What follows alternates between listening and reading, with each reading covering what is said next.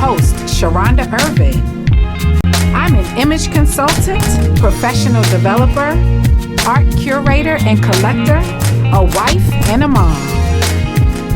This show, Art Loves Fashion, is about, you guessed it, art, love, and fashion. We'll be meeting new people, trying interesting things, and hopefully learning something new.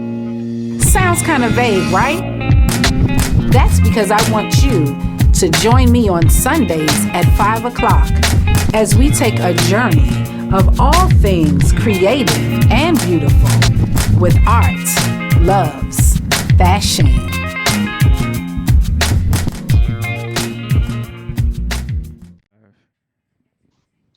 Hello, everyone. Happy Sunday.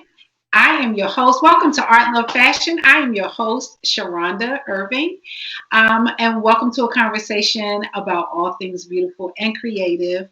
Thank you so much for spending your Saturday afternoon with me. This has been a crazy week. And I have an extra special guest that I have been really excited to come onto the show. I'm going to introduce her in a few minutes. Actually, let me introduce her now. And then we're going to do a quick fashion segment. And then we're going to jump in. Because you know, you guys, if you've watched the show before, when I have my guests on, we get all into the conversation and the other segments get thrown out the door. So let me introduce you to today's guest. Her name is Katie Oluwatoyin, and she is the founder of Sober Black Girls Club. So I'd like to thank her for joining us today and coming onto the show. Welcome, Katie. Thank you for having me. So we're going to do, I sprung this on her. I was like, okay, we're going to do a 5-minute fashion segment because everybody, I'm an image consultant first, and this show kind of evolved out of that. And so I always like to take a minute to talk about fashion because that is my thing that gives me joy. Even though I'm in the house, I'm having fun scrolling, getting dressed, trying to figure out how to keep it cute, even from the kitchen counter.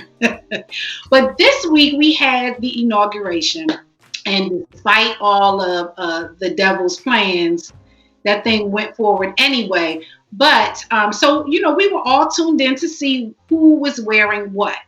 Now, on one of my previous shows, I talked about monochromatic looks. I was floored and in love with all of the head to toe jewel tone colors that the ladies were rocking. We had purple, we had blue, we had even the neutrals. We had the Biden granddaughters with the all white and the all tan and the all pink. And I just was, you know, having a great time looking at that. But here's the thing that I really wanted to do a quick little segment about. And that is, I've had clients ask me, you know, if you have a you work in a conservative environment, how do you still remain fashionable, or how do you still sort of retain your individuality when you are in a sea of navy blue suits, or you're in this environment where you can't really get too funky? And the answer to that is in your accessories. And so I wanted to do a quick, our top favorites, of course. My top favorites, and number one on the list, of course, was Michelle Obama. The whole country, you know, they told us to wear our pearls, I guess because they knew we was going to have to grasp them when we saw our forever first lady. So I wanted to show her because her belt, honey, she had on her head to toe, like that was plum or something like that. It was plum, purple. The lighting was like giving us all different kinds of colors, but the belt, that was where she gave us the fever. She gave us the coat, she gave us the flare leg pants that were cut well for her figure, and gave us the simple turtleneck. The whole outfit was a study in simplicity, but then the belt was giving us bam. So you could go into your office with your plain suit, or if you have to go someplace and you got on this gray coat, throw a fabulous belt on top of it, and not only show them that you have a waistline, but also that's your opportunity to be able to give it another little dimension of just individuality. And so that was my first one. I had to start off with Our Forever Floaters. My second one was Lady Gaga's gigantic bird pen. I saw that. I was like, oh, she is serving the people. Um, Lady Gaga, you don't know what she's going to be doing from moment to moment.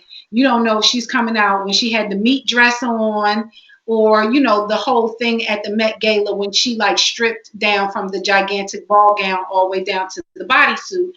But the pin, she had on, again, a very simple black, like a body conscious zip up sort of sweater coat with a big ball skirt. And the outfit in itself was quite simple and cut impeccably. But then she gave the gigantic bird. I think that may have been like a dove, maybe a dove apiece.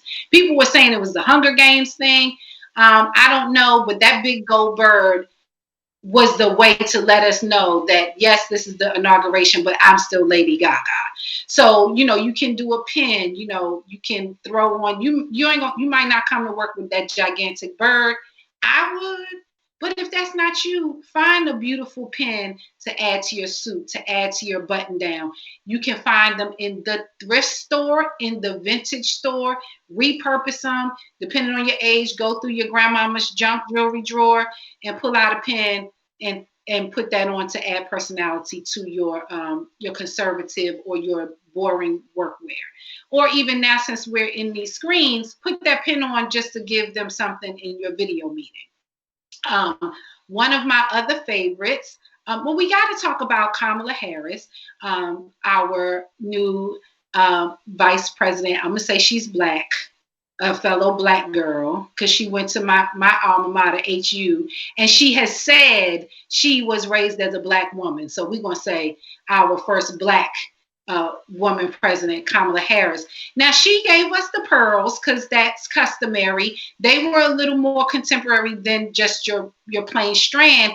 But then she had the American flag pin that was a David Yurman American flag pin. So she gave us, I'm going to be conservative and stay within the protocols, but I'm going to give them a little bit of like, step up my American flag pin by giving them a David Yurman version of the American flag pin. So, that was really nice to see. And then finally, our girl, Amanda, I think Gorman, I hope I'm saying it right because I didn't write it on my notes, but we all know her name, Amanda. She was the other one that stole the show. Girlfriend with her red, that's a headband. I put my headband on in honor of her, but she cocked that up on her braids and made it look like a crown. Bright red, giving us power, with the yellow Prada coat to match, giving us color blocking. But then also, her ring and her earrings were actually a gift from Oprah Winfrey. Apparently now, since Maya Angelou, Oprah Winfrey kind of is like the patron saints of the poets that come to the inauguration, and she gives them a gift. And one was like, it had a diamond in the earrings, and the ring was like a stunning, like a pyramid shaped ring.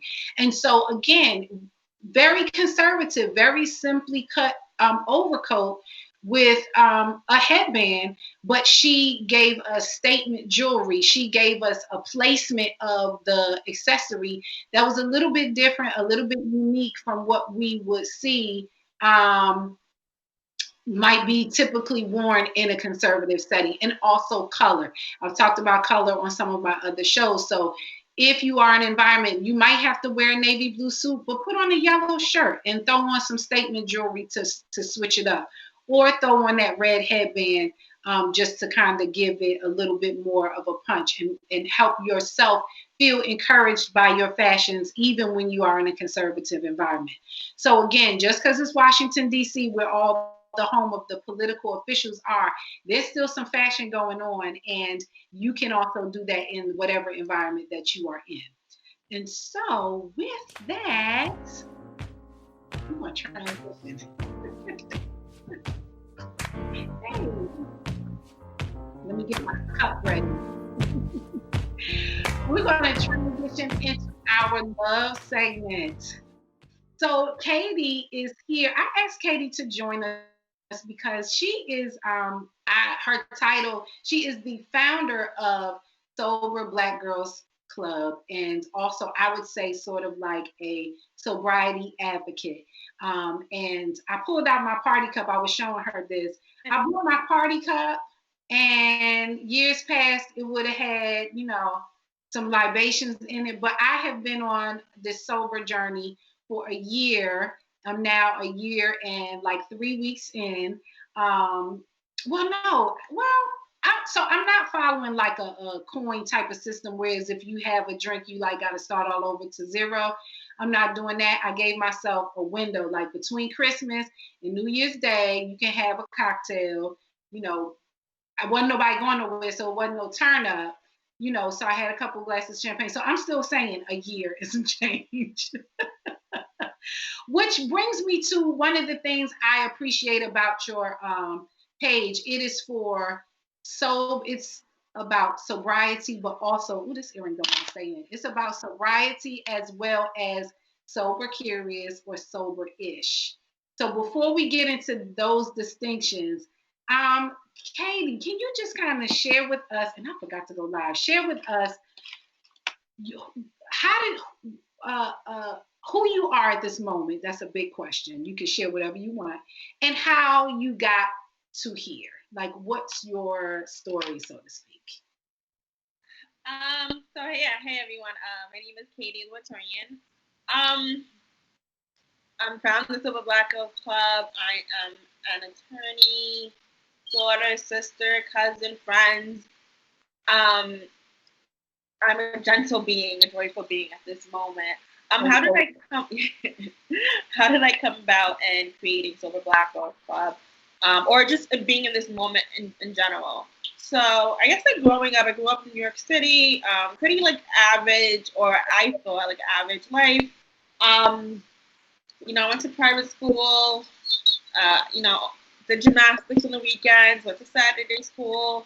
I pretty much had, I want to say like a routine or like a textbook life growing up. Went to college, and it was in college the first time I had my first drink. I actually remember like my dad dropping me off in the dorm, and I remember he left, and then I got like a knock on the door, and it was like this frat. And basically that was like the beginning. So like I had like the idea of college life, and it was great to be honest. Like met new people, finally able to party. Like I couldn't party, or I didn't really have a lot of freedom at home. My parents were like really strict Muslims, so I was able to like, yeah, live my life, and it was great. And just to cut it short, went to law school again. Like being a lawyer, being in that surrounding, alcohol, happy hours, very. It's church. Yes, listen. I know a lot of lawyers. Listen, again, I'm in Washington D.C. and like alcohol is part of the culture. Yeah, exactly. Like you can't make it. People say if you can't make it past the bar exam without almost lightweight being an alcoholic. Exactly. I mean, yeah, mean, maybe not literally, but that's kind of like the running joke. Like I've heard a lot of lawyers say, like, and it's just part of the culture. Like you do imbibe. That's the word right here. Yeah. With a little alcohol. It's pretty much a part of the culture, and yeah, it's pretty much a part of the culture. So I graduated, like passed the bar, blah blah blah. Everything was like great, and I guess like I took a lot of there were a lot of things happening that year. I want to say the year was like 2018, 2019, and I took like my party habits with me back home to New York City. And I basically used like alcohol to cope. And I feel like you asked a really great question. You said a lot of great things, and I'm just so happy we're having this conversation. But how I realized that alcohol was playing a role in my life is what encouraged me to create from a Black Girls Club, because I just feel like there's so misconceptions to like alcohol when it comes to like how we have to like how we have to be introduced to it when it comes to like what role it plays in our life. Like you had said earlier, you don't follow a program. To be sober, you don't have to follow a program. You don't have to do anything. It's your life. You make the rules that you want to like follow. If some people still drink, maybe I think like Mary J. Blige is a great example. She still has like a wine company, excuse me. However, she no longer does drugs or hard liquor. That's perfect because that's her life and that's what fits her. That's what fits her lifestyle. That's what makes her be able to like get up every morning and be successful and be feel good about herself. So you don't have to define anything. I don't even use the terms alcoholic. I don't use the term addict. I just feel like it's labels and that. Well, we'll get to that. I feel like I'm rambling, but no, it's perfect. No, that's good. That's good because I think that can be sort of off-putting to people who may be toying with the idea of either being sober or cutting back. Like they may feel like, but I'm not an alcoholic, or they may feel, which some alcoholics feel like, no, you need to go ahead and embrace that term. I don't know if I agree with that or not, because that may not necessarily be like everyone's actual case. And then when you use the term alcoholic, like for me, I remember in the beginning when I was struggling, I had thought that like an alcoholic was someone who was homeless, like big beer belly, blah blah blah. In my head, an alcoholic was not me. And when we use those terms, those definite terms, basically exclude people who could actually benefit from sobriety or harm reduction. Because the truth is, what is an alcoholic? Like, what is it? There's no like actual literal term. It's just a, what do you call that? It's like this general umbrella where like you're dependent on alcohol, but like in what sense? We're dependent on a lot of things. On what sense? So Yeah. I personally don't use those words, like those label terms, because it hinders people from acknowledging, and then it just groups up us all together. Like it groups up us all together, and I just don't think it needs to be done like that. But everybody's journey or decision making or process is different. I know for me, when I hear the term alcoholic, what automatically triggers in my mind is AA. Exactly. And I know a lot of people who resist getting help because they don't want to go to AA. Exactly. Like those two things are almost synonymous in some people's heads. Yeah, especially when, and see how important that is. It's like people resist getting help because one, a lot of people may not even relate. I know I didn't get sober through AA because AA just was not my thing, and then I don't even want to, that's a whole nother probably show. But like that was not my thing. So if I'm thinking that the only way I can get sober is through AA, and every time I go to AA, I have to say I am an alcoholic, which is basically an affirmation. I don't even know why I don't even want to. Whatever. Okay, we're not. Yeah, that's a whole nother. Right, varying. But I think that the thing that is important to take away from that is the idea that there's more than one way to decide to either stop drinking or slow down or take a more critical look at the way you interact with alcohol. Exactly. Now, you know what? Now, what's interesting, and we kind of talk a little bit. I always talk with my guests before the show about like how the show sort of flows, and I have a couple of guiding questions. But almost every time, my guests will say something that like I'm like the person like, oh, I want to talk about that. I wanted to just kind of take a minute to acknowledge that you said that you grew up in a Muslim household, and the funny thing is, I said amen, right? But I have a lot of family members, almost probably 50% of my family members are Muslim. So I'm very familiar with how that alcohol does not, you don't touch it. It's not anywhere in, like now when we have family gatherings, we have alcohol because also we're Black and, we have Muslims and then we have people who are struggling along their journey with alcohol as well. So my family members who are Muslim are like, okay, y'all get that and bring that over here and we're going to get the food or the sandwiches or whatever. So when you said that, I was like, okay, I can really see how when you came to college, it was like, oh, this is, a new introduction. Because for me, growing up, like where I grew up, it was like a rites of passage, drinking. Like people in my neighborhood started drinking really early. So when I read that you hadn't actually started drinking until you got to college, I was like, how did that happen?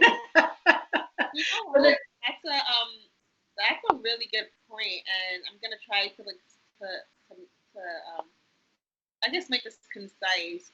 This is reminding me the other day in my group we were talking about um, how like drinking is hereditary, right? So some people were talking about how like it's in their genetics that they're an alcoholic, which I don't necessarily believe that addiction is. I believe Hereditary. yeah, I don't think it's hereditary. Okay, great. That is the word. It's not. I don't think it's hereditary. I personally believe that if you grow up seeing your parents do certain things, if you live in the same environment as your parents who did A, B, and C, and that was the topic of that conversation. If you live in the same neighborhood where there's liquor stores all around, of course you're going to grow up and do the same thing. And then, there's folks like me who did not grow up around alcohol. Didn't have my first drink until when I was like, 19, 20. And then I was introduced to alcohol, and I realized how euphoric it was. And at the same time, I still had a lot of unresolved trauma from my childhood that was not resolved. So I used alcohol. It gave me a relief. And we were talking in my group about like, because I guess like the worry was, how do we have kids who also do not struggle with this problem? Less trauma. I don't necessarily think alcohol is a bad thing in itself. However, more people than we know, which is why I know earlier we're going to talk about, I guess like the reception that my age group is giving. It's people my age are really trying to get sober or trying to focus on sobriety because for a lot of us, we used it to cope with our childhood trauma. We didn't really use it in a way for like social. Some of us did use it in a way for like partying and maybe like social gatherings. However, once we became like sold on like, wow, this is euphoric, it makes us happy. I don't have to think about A, B, and C. We started using it more and more. So that's why I think that like now, like I guess like my generation, my age group, we're just trying to find new outlets and new coping mechanisms that really have to do with who we are and talking to who we are deep inside, and not like this mask that like we're showing, like that we feel like we have to show everyone. Mm-hmm. Because I went my whole life thinking I was fine, that I had a perfect childhood. I went to private school, all A's, gymnastics, blah blah blah, and then once everything was done, school was done. I had a great career. I had a big luxury apartment, my dream car, and I was still unhappy. And I was still unhappy because there was so much unresolved that happened when I was younger that I didn't know really affected me. Mm-hmm. I'm in this piece where I'm not in the dorm. I'm not around people. I'm literally on my own, and it triggered me. It brought up like a depression and anxiety in me, and that's how I turned to alcohol in a way that became addicted. Okay. And so then, so how did you come to the point to realize, oh shoot, I need to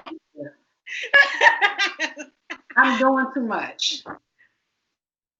Girl. Okay, you don't have to, and you can, that might be, I'll put it this way. I'll put it this way. I tried to stop, but I couldn't stop, and that's when I knew it was a problem. Right. Yeah. You don't have to tell me like because. No, and it's fine. But I tried to. I remember it was maybe the October of 2018. I remember exactly what. It was around fall 2018, I believe. That I tried to. I was like, you know what? I'm done with drinking because at this point I was going to work late. I was like really unhappy, and it's one thing to be unhappy, but when you feel unhappy in your soul, like you feel like this doomsday. I realized that like alcohol at that time may be contributing to it, but when I tried to stop, I couldn't stop. And again, when I was in like college, law school, like that never happened. Like I was able to fast during Ramadan. I was able to like take breaks off of like alcohol, which is why when I talk about addiction, I always tell people, listen, the longer and the more you drink, you're going on a binge, the harder it is going to be for you to stop. Mm-hmm. And there's medical and science reasons behind that. And I could if you can look it up if you don't believe me. I come from a family of drinkers. No one in my family ever drank. I literally spent 4 or 5 months in depression, drinking every single day. Mm-hmm. And you can compare that, and that's why this pandemic, this quarantine is so triggering for me, because I know that people are going to, and it's already been shown, are going to come out of this quarantine in addiction because they sat in, and then you ask me about why my membership is growing, and that's why. Because we sat in quarantine for the first 3 months, 4 months, people were doing those drinking challenges online. Were they? Yeah. Because, I wasn't, I'm not looking at none of that. But what I did notice that everything was like you were talking about, if you grow up around, if your family drinks in the neighborhood house alcohol, liquor stores and stuff, it's normalized. So I noticed how much having a glass of wine is normalized. And when the pandemic happened, it was like the whole society was like, everybody, let's drink our way through this. And and because I had already started the process, I was like, okay, how are people gonna get through this if you don't have a set of coping skills that you've already developed? And when you don't even know what alcohol does. Honestly, growing up, like you said, Muslims, we were told not to drink. We weren't told why not to. In my head, you have all these misconceptions that you have to have a person in addiction in your family. We're told that addiction is hereditary. It's genetics. We're not told also that addiction is also scientific. We produce all these chemicals in our heads once we start drinking, and then we want more and more because it makes us feel good. So we're not told all of that. Mm-hmm. So a lot of people are going to come out of this quarantine. They're in there now, and that's how our membership has been growing, because they don't understand what they're going through. They're confused, and it triggers me because I think about, wow, I remember when I tried to was like, Katie, you gotta get your life together, no more drinking, and then I literally went to work, right, came home, and something in my body just couldn't stop. It went straight to the liquor store. Got home, went back out straight to the liquor store, and it was like, wow. And I even consciously put a little effort into it to not drinking, and it didn't work. So that's when I knew something isn't right, and that happened a while until I finally decided to get help for it. Interesting. So now I asked at the top of this, or I mentioned at the top of this idea of, and we kind of touched on it, there are people who, I think you said in your bio, or in somewhere I read, sober curious, or maybe on one of the ads or something for one of the non-alcoholic drinks, sober curious, sober-ish. What do you see as a distinction in those, or what do you how do you sort of view those along that within this whole paradigm? Okay, so that's a big question, huh? It is, and I'm gonna try to answer the best I can. From my experience with myself, and also, so Black Girls Club, I run a group. So we run groups. We run groups on Tuesdays, Thursdays, Fridays. So there's multiple women there, and just from my observations, Facebook groups, talking to other women in these support groups, alcohol, no matter what way you're using it, usually does more harm than it does good. So in the beginning, a lot of the women that I was working with weren't necessarily in addiction. A lot of them they constantly felt depressed, because the truth is alcohol is a downer. And we don't know these things. We really and I'm not a scientist, but you can look this up. It's you drink, maybe, so that initial feeling is really good. But then, you wake up in the morning, the hangover, and now you're depressed. You miss your work, you miss cortisol levels and all this other stuff. Exactly. A whole biological ripple effect is happening. Exactly. And that doesn't mean you're not in addiction. You literally, alcohol is just not mixing well with you. It's not doing well with your own body chemicals and your own brain chemicals, right? So for the most part, in the beginning when I started with Black Girls Club, a lot of the girls that were in the club were not girls in addiction. They were really mostly professional. I want to say, just thinking about it, they were professional women. A lot of them went to and a lot of women in our club went to HU. I don't know which HU you attended. I don't know if it's Hampton or Howard. I'm not a.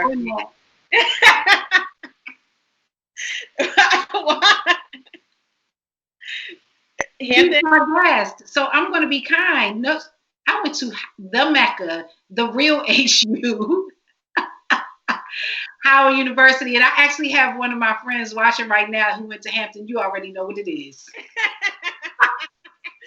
Okay, yeah. I thought that Kamala has like stamped this. We're not having this conversation. Okay, you can say that. Okay, yeah.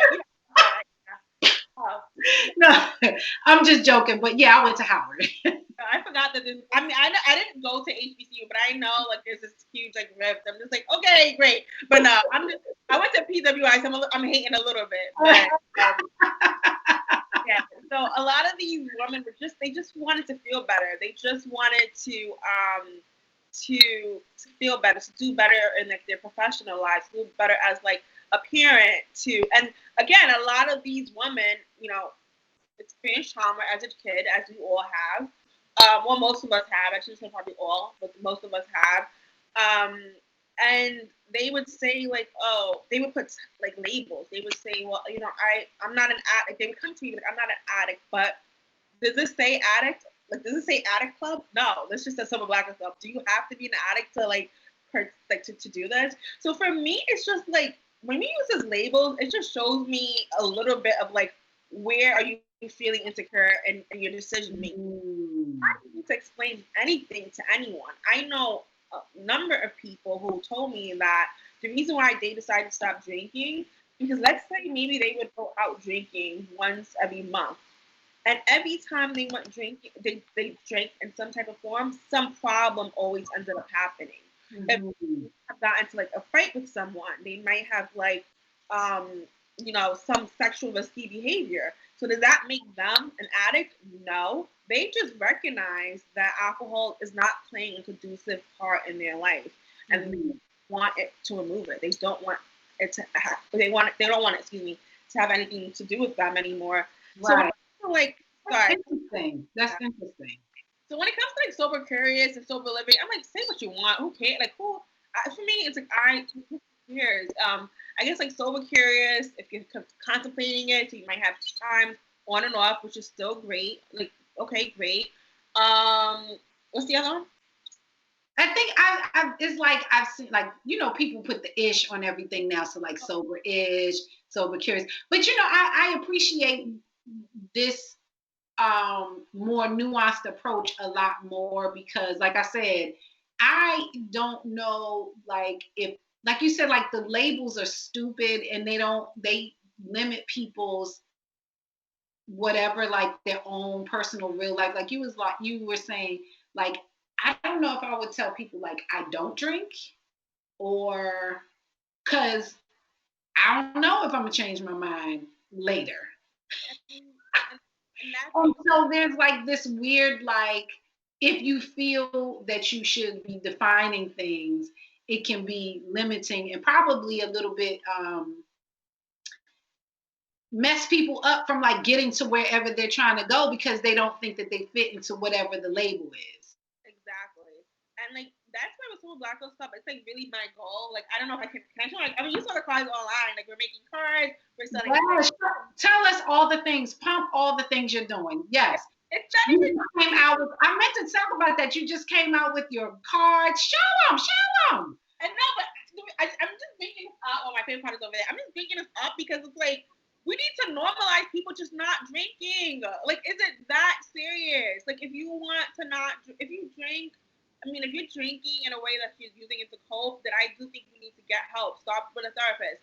But even if you are just drinking at home, just to pass, like, okay, if it's not harming you, if it's not harming anyone, that's fine. I'm not anti-alcohol. I'm just here to support the woman and the people who just want to stop drinking, but they get so much pushback because society thinks you have to have this like crazy story or rock bottom or A, B, and C. Absolutely not. Can we like just normalize that some people just don't drink? just don't drink. They want they don't, you know, whatever. I'm not even gonna say. They just don't drink and they don't want to drink, or they did drink in the past, but for whatever reason they have made a decision to stop drinking. Is that okay with you? You know what the funny thing is, I do want to, I do have this really it is a big question, but the funny thing is that I will say is that before I stopped drinking, I definitely was that person where people be like, I don't drink. I'll be like, what? Yeah. Yes. But like for a long time when I first stopped, I didn't tell people because I was like, I don't want to have to explain it. I don't, you know, I don't know where this, where I'm going with it or whatever. And I was like, because I knew that I was the person who like wanted to know why and like what you mean? Like when you go out, what do you do? Yes. Oh my gosh, I have to stop. I have to stop online dating. To be honest, like, oh, I don't drink. Why? Because I don't want to. I'm not gonna tell somebody my life story if I just meet you online. Yeah, I no. don't want to. And they're like, "Do you smoke?" Like, dude, do you understand that you asking me all these questions mean that there's something like you are not okay with you just like you don't even know me. We're just meeting, trying to like schedule a date, and you already have a problem with me not being under some influence. Like that says a lot about you more than it does about me.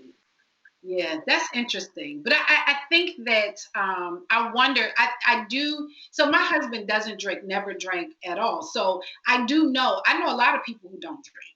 So it's interesting. That's why I was wondering about your generation of folks. Like in my perception, I'm like, because I think about my 20s, I'm like, who in their 20s is not drinking? I mean, and also I want to make this part because I want to go to rampage. Also, when I think about like the support groups that we host, and I think that like for a lot of people, especially the women in my group, like I said, a lot of us are professionals, and there's a lot of us who are not. But I'm just trying to give you an idea of why I'm saying what I'm about to say.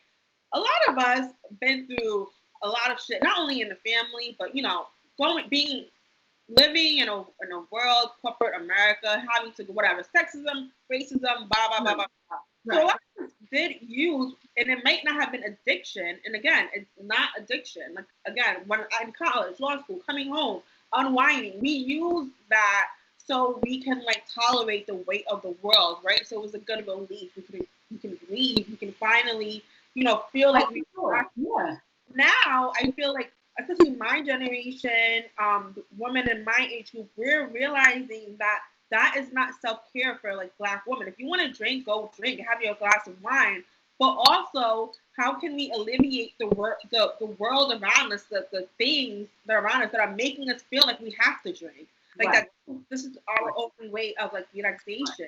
And you Right. know what?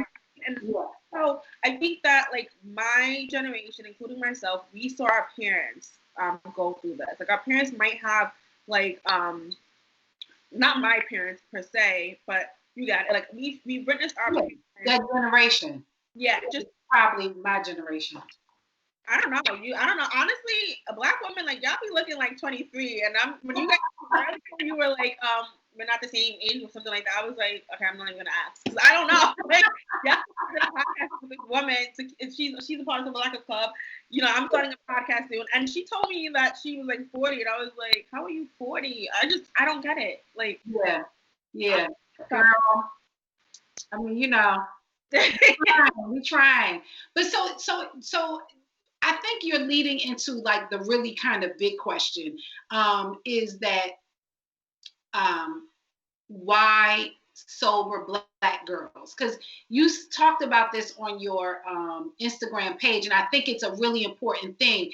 And that's a whole show about the barriers to support that is specific to Black women and that kind of thing. Talk a little bit about that because I think that piece was like a why it was like an aha for me, or like how support for addiction can be male centric or Eurocentric. Like I never thought about that.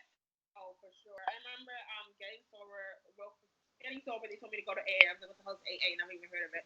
Went to a church, white people. It was the most ridiculous thing, and not because they were white, but because There was no people of color. Meanwhile, Black folks, the studies show that Black people drink less and at a later time than white folks. However, more Black people suffer from addiction, which says a lot about society. More Black people are in jail for drugs and DUIs, DWIs. However, the statistics show that Black people drink at later times and less Black, and I think that has to do with like church, like church things. But bringing it back to people really are more conservative. They're conservative. We're a conservative group of people. We might have our pockets of people wilding out, but for the most part, even the people that are wilding out, they're wilding out while they know their parents are not looking, and like against what they were taught. Exactly. Exactly. We're a pretty conservative group of folks. Yeah, exactly. And then why I dedicated this to Black women specifically, because I do get emails. Oh, what about Black men? What about you? And I'm joking. Not what about you, but can you relax? Like when you think about like the weight of the world that like a lot of Black women have to like endure, and like let's be realistic. Like we get praised for like having the most degrees. At what cost does that come with? We get praised for being smarter than boys. At what cost does that come at? Like our parents praise us. Oh, it just don't wanna do. Our parents praise us and be like, oh, Katie, you're the favorite. You're my favorite. You blah blah blah. At what cost? Girls we're not born to be like strong. We don't come out the womb like with like freaking muscles up to here. It's that society, whether it's our parents, school, whatever, boys, blah blah blah. Our experience with these entities makes us feel like we have to be Superwoman 24/7. Mm-hmm. And I acknowledge that when people say, for me, my trauma is really white supremacy. Always. I recently just cut my hair like 2 weeks ago, and I tell you, my mom must have come. I know she's gonna scream because for a while, like my hair was my identity. Like for a while, I would never dare weigh over 135. Like I used to like starve myself just to fit a certain way. I remember being in private school, I was the only Black girl there, and I used to like wrap my sweater around my waist because I was so embarrassed of my butt. I was so embarrassed that I actually had like my boobs. And I'm going to a Catholic school, Irish Catholic school. And you're cute as a man. Thank you. I was going to like school with all, and again, because I wasn't getting like, because in my head that wasn't trauma. I didn't realize that like what I was experiencing being so integrated with a group of people who not only did not look like me, but made it clear and made it and try their hardest not to be identified with my community. It gave me an identity crisis. It made me like I was always. It made me always want to be number one. It made me really what's the word, tokenism. Like I was really engaged and entangled with that. Like always wanting to impress people and white people. And then when you finally reach all those levels, like you got everything, you did everything. Now you don't even know your self-worth. You don't even know who you are. And although you thought you was going to get a reward, there isn't one. There isn't one. Like there isn't one. So that's why I do therapy. I realized that me being a woman, me being Black, was really the center of my trauma. It was really the center of my trauma. There's no other way to put it. And I know, the Black community, because again, I was joking earlier, so I hope none of your listeners curse me out through you or curse you out. But I, the Black community, yes, we need to address our mental health. We need to address our mental health. We need to really validate our emotional and mental needs. And I agree with everyone. That's men, women, I so get it. But a lot of my trauma has also been through appealing and taking care of men in capacity of family and relationships. That when I tell you how I am effing tired, I am tired. And I just wanted to focus on me. And I knew that other women were going through this. Because like I said, I don't think that we're just born out the womb smarter. Or all these statistics about Black women being so smart, degrees. Why do you think that is? It's that great reason. Yeah, yeah, yeah. And the number one is like strong, just period, and that can encompass everything. Just like you have to be strong, period. It's no other way to be. Yeah. And There's no other way to be. I told a friend of mine one day, we were talking, I was saying how like I'm a big baby sometimes. Like when I go to the doctor, I want the lollipop, I want the band-aid, I want the whole thing. Yes, I'm a grown woman, but I want the whole thing. Right? I was saying how like I'm a big baby. I will cry. Like that's my one place where I really like turn it on, right? And I was saying how one day I was going to work and I walked out my front door and I fell down like 2 steps and like hurt my knee. And I went back in the house to my husband, like, oh my God, look at my knee. And he's like, oh, you an old damsel in distress, huh? And was like really shaming me. I'm laughing at you. I'm laughing at the story. No, I'm not feeling like that. But she was really shaming me for like, I was like, yeah. Yes, I was at that moment. And what's wrong with that? But we definitely like kind of push each other and we do it to one another. We do, others do it to us or whatever. So that makes sense to me. And I think that hopefully, if someone is watching that is interested in the topic, but is not a girl, that doesn't mean that there aren't plenty of spaces that are integrated or also just for guys, because we all have these moments where we need to be able to talk within our own affinity groups about, things that are particular to us. Like we have to have that in order to then come back together and coexist a lot more harmoniously, Exactly. in my opinion. And I always tell people, I always tell people, even like sometimes like the Native Americans, Spanish people, like, is their community for us. And I'm like, listen, you have to create it. It's not going to become exist if you do not create it. And when I created Sober Black Club, I was not sober. It wasn't supposed to be what it is now. When I created Sober Black Club, because I was trying to get help, and I went online and I didn't see, and I'm a millennial, so I did everything online, and I didn't see any like all these sober pages were of like, white women doing yoga and like laughing. And at that time, I was such in a dark place in my life. I could not relate to that. Like sobriety wasn't fun to me or fun at that time. So that's why I created Sober Black Girls Club. It was like a blog at that point. I was just writing about my experiences in sobriety. And then it manifested into like this organization, this community, this collective community now, because I let other Black women know that, listen, we can do this together. Black women were going through the same thing that I was going through. We can do this together. And then for the women and the folks who were not going through what I was going through, but just realized that alcohol did not play the role that they thought it would in their life, they wanted to be a part of it. And that's how we came out to be what we are now. I think that you have created something that is so unique and so special and so necessary. I do want you to say, like, all of your platforms and all of your ways that people can become involved, get involved, find out more. I want you to say all those things when you come on the show. Like, this is about sharing information, but pump your business too.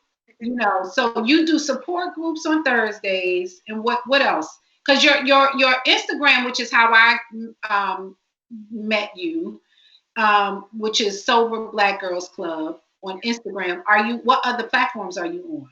So, all right. So, if you're watching and you are struggling with any type of substances, my best advice would be to, if you want to contact us, my best advice would just be go on the website, which is www.soberblackgirlsclub.com. There you will see like we hold support groups on Tuesdays, Thursdays, and Fridays. You will see that we have a mentorship form. If you need additional help in terms of any outpatient, I'm not a doctor, I'm not a therapist, but I am a lawyer. So what we do is we help folks like get free services if they need free services. If they have insurance, we'll help you like put that together or connect you to whatever resources that you need. Now, if you're a Black girl, a non-binary person who just wants to gather up with other, sober folks, we do have the Tuesday, Thursday, Friday meetings where sober curious, social drinkers. I don't want to say social drinkers. That's not the right word.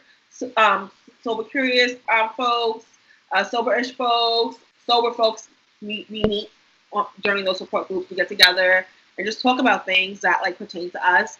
We're on all platforms. I want to say Instagram, Twitter, Facebook, LinkedIn. I'm trying to get my game up, but that's kind of like all these dumb videos. What game? Huh? What you trying to get? What game up? TikTok. Oh no, Clubhouse. You got Clubhouse. That's like every 5 seconds there's something coming up. Like now we're getting the cup on Clubhouse. We're on Pinterest. I'm just like, okay, this is getting really draining. It's a lot. And you're a lawyer, so it's like I got to do my day job. Yeah. But so people can find you on all platforms. They can log in. They can join your groups. It's support groups as well as it's support groups just for this journey of like sober living. But then you also were doing support for women who were struggling with just resources. I remember you had that program. Are you still doing that? So the Tuesday meetings for Black and queer people who, honestly, in those meetings, like, especially if you are right now in addiction or something more serious. I don't know if that's the right term, but hopefully you understand what I'm saying. You're not always going to be sober. There are going to be moments of relapses. So then there's going to be moments like that's the thing with the sober journey. Like sometimes people be like, "Oh, I want to be sober," and then like a few months later, like, "No, it's not for me anymore." Am I going to kick you out the group? No. So like you can still like, you know what I mean? Like I do. We're not a support group that gives like medical advice. We're literally like a support group that just we talk. We have on. Yeah, support. So wherever you are in your journey, like. Just come on. And those are Tuesdays for those who identify as Black and queer, men, women, it doesn't matter. Thursdays and Fridays are only for Black women, and non-binary folks. Mm-hmm. Again, we're trying to make sobriety, we're trying to make it okay for sobriety to be a lifestyle for no reason. Hopefully when it's like time for me to have kids or for like the other members to have kids, their kids are not going to want to be sober because of trauma. They're just going to want to be sober because maybe they already found other healthy coping mechanisms. Maybe they're social drinkers, but we just want to like. And maybe they learn how to have fun. Exactly. Without drinking additional substances. Yeah, exactly. So we're trying to make it a lifestyle, which is why, like I was telling you earlier, we started these cards.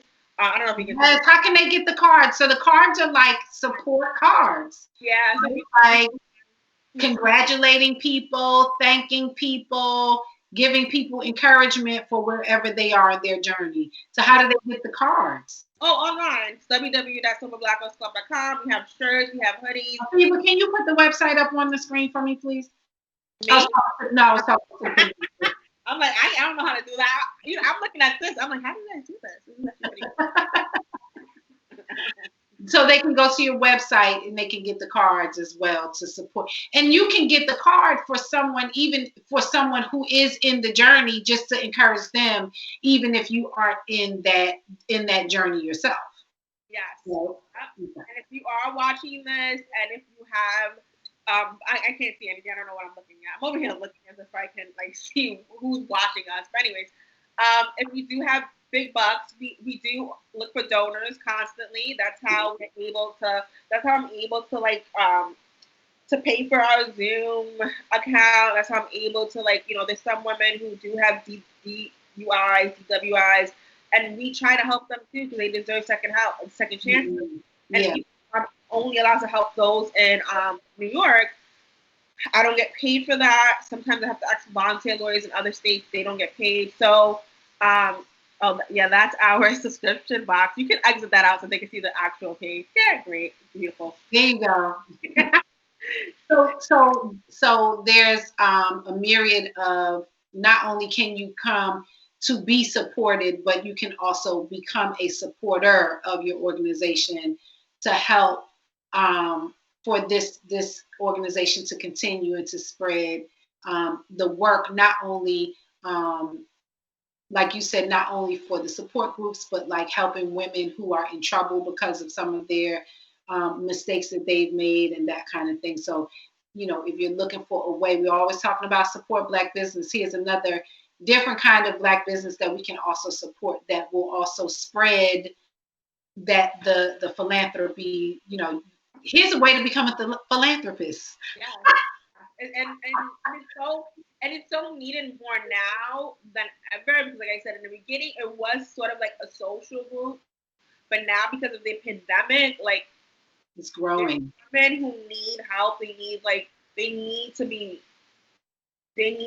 put in some type of like treatment, but that also costs money, which we do have a bank account, which we do use. For people who cannot afford it, we do have a medical fund. You can see that on our where we do pay co-payments. We pay for like if you need transportation, we pay for, that's pretty much just using the co-payments or the out of insurance payments, whatever you want to, I don't know what you call it in your state. Out of pocket. Out of pocket costs. And really transportation, and maybe sometimes here and there bail, but there's always that like condition that, are you gonna go get help? And then usually it works out. That's amazing. Like, I love to hear like the expansiveness of the organization. I'm happy that you were able to come on. I am happy to have been able to get a chance to meet and talk to you face to face. And more importantly, like bigger than that, I'm just really proud of the work that you're doing. I know that for me, like I said, when I was like, all right, I'm going to do this, I'm one of those type of people, like I'm a researcher, like I need to know the like facts behind things. And I was researching like to understand what decisions that I was making, because I was like, I'm not an alcoholic. Yeah. And like, what is this? Like, I was like looking for, I guess because of the labels that were in the back of my mind. So I was like researching and just understanding and doing all that I do. That's normally my process. And then I was looking online, and I don't know how I happened to come across your page, but your page was the first page that I came across that was like dedicated to like non-drinking. I'm happy. And I was like, sober Black girls. Okay. This is good. And I just started following it, and it just over time I used to laugh because I was like, I think I might be the oldest person on her page. But since then,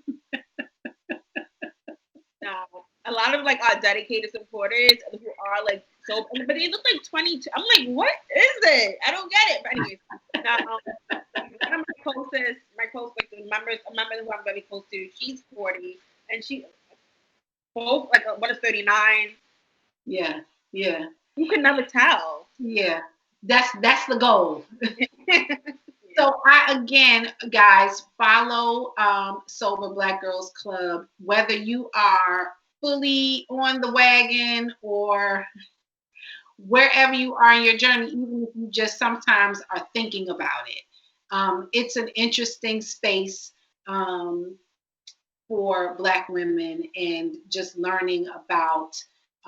It's a supportive place. I think it's a supportive page in general for wherever you are in your journey of self-care, which was why I asked you to come on for the love portion of today's segment, because I think this really is about growing in love with yourself and like being able to figure out this idea of self-care and expanding it beyond bubble baths and facial to really include making these like unique decisions for yourself in service to your own, or like trusting your own gut that says, hey, I want to try this new journey. And so again, follow Katie on Sober Black Girls Club on all the platforms. And or if you're interested in being a philanthropist and supporting her work, she can always use some support. You are a 501. Do you have 501? She says, go on her website and look it up. We literally she's growing. We literally just incorporated. We submitted the 501(c)(3) paperwork. That takes time, but the paperwork is in. So once we get that stamp of approval, but we are incorporated. You can find our EIN number. You can find, I don't know if that's available for the public, but whatever is available for public for a business, you can find it for us. Awesome. That is really, really good. Congratulations. Thank you on behalf of people who are out here looking for support, especially during these times.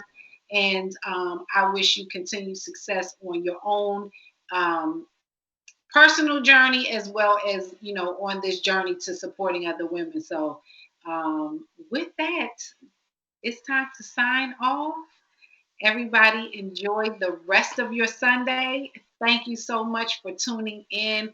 If you just happen to be tuning in and you're catching the last tail end of the show, you can go to my YouTube channel, Sharonda Davila Irving, where you can catch today's episode of Art Loves Fashion, or you can also catch the previous episodes of Art Loves Fashion. Again, thank you for spending your Sunday with me. I hope you had a good time, learn some things, go buy a card from Katie, support her organization, or get some support yourself if you feel like that's what you need or want to do. And so I will see you next Sunday.